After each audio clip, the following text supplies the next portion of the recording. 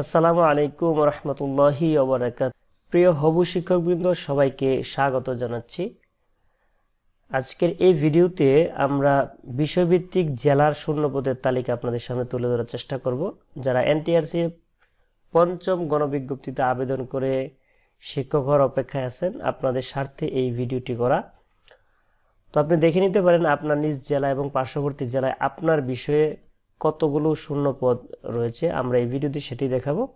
তাহলে চলুন আমরা মূল ভিডিওতে চলে যাই। প্রথমে আমরা ঢাকা বিভাগের কিশোরগঞ্জ জেলার বেশ কয়েকটি বিষয় এবং পদের শূন্যপদ তুলে ধরার চেষ্টা করছি। এখানে আপনারা দেখতে পাচ্ছেন কিশোরগঞ্জ জেলার সহকারী মৌলভী বিষয় হচ্ছে ইসলাম শিক্ষা, যেখানে 128টি শূন্যপদ রয়েছে। সহকারী শিক্ষক বাংলা, যেখানে 66টি। সহকারী শিক্ষক ইংরেজি, যেখানে 160টি শূন্যপদ রয়েছে। এছাড়াও গণিত বিষয়ে 49টি, ভৌত বিজ্ঞান 231টি শূন্যপদ কিন্তু রয়েছে। সামাজিক বিজ্ঞান সহকারী শিক্ষক সামাজিক বিজ্ঞানে 27টি শূন্যপদ, এবং মাদ্রাসার ইবতেদায়ী লেভেলের যে জুনিয়র মৌলভী, যেটা বর্তমানে ইবতেদায়ী মৌলভী নামে পরিচিত, কোরআন ও তাজবিদ, আরবি এবং ফিকা, এই বিষয়ের 120টি শূন্যপদ কিন্তু কিশোরগঞ্জ জেলায় রয়েছে। এখন আমরা অন্য জেলার শূন্যপদ দেখার চেষ্টা করছি।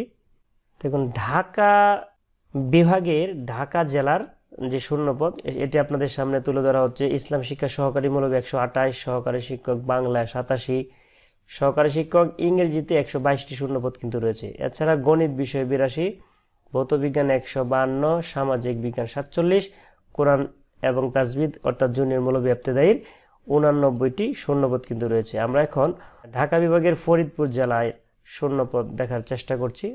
দেখতে পাচ্ছেন এখানে ঢাকা বিভাগের ফরিদপুর জেলার এই সকল বিষয়ের শূন্যপদ কিন্তু এখানে তুলে ধরা হয়েছে। আমি পুরো স্লাইড পড়তে গেলে অনেক সময় লাগবে, এই কারণে পড়ছি না। আপনারা শুধু ইচ্ছা করলে স্ক্রিনশট দিয়ে এই শূন্যপদগুলো দেখে নিতে পারেন। আমরা পরবর্তী জেলার শূন্যপদে দিকে যাচ্ছি। এটি হচ্ছে গোপালগঞ্জ জেলার শূন্যপদের তালিকা। এটি আপনারা ভালো করে দেখতে পারেন। বন্ধুরা, আপনারা শূন্যপদের তালিকাটা দেখতে থাকুন আর আমাদের এই চ্যানেলের ভিডিওতে একটি লাইক দিয়ে দিন।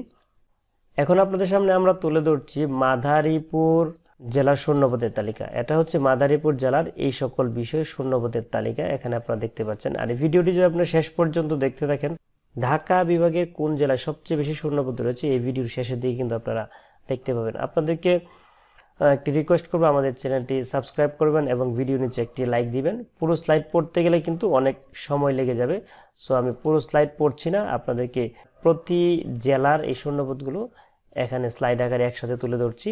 এখন আমরা চলে যাচ্ছি ঢাকা বিভাগের মানিকগঞ্জ জেলার শূন্যপদের দিকে। এখানে দেখুন মানিকগঞ্জে এই সকল বিষয়ের এইগুলো শূন্যপদ রয়েছে। পুরোটা স্লাইড পড়লে সময় লাগবে, এই কারণে আমি পড়ছি না।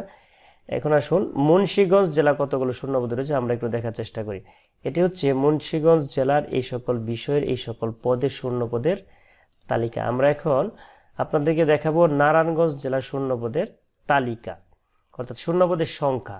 এখানে এটি নারায়ণগঞ্জ জেলার শূন্যপদের তালিকাগুলো আপনাদের সামনে তুলে ধরলাম। এখানে দেখা যাচ্ছে 351টি পদ রয়েছে নারায়ণগঞ্জ জেলায়।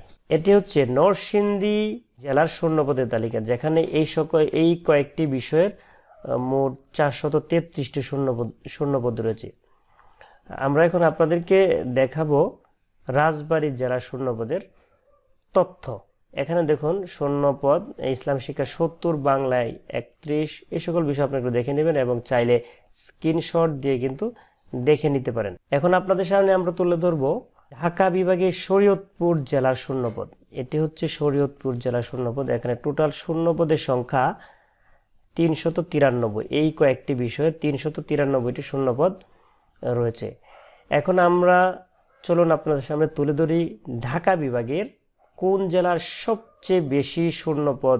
টাঙ্গাইল জেলা। টাঙ্গাইল জেলায় সবচেয়ে বেশি শূন্যপদ এই সকল। এখানে আমরা 7টা বিষয়ে শূন্যপদ তুলে ধরলাম।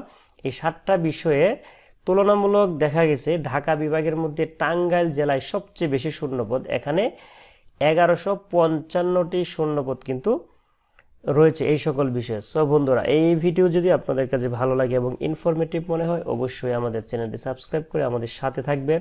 ধন্যবাদ।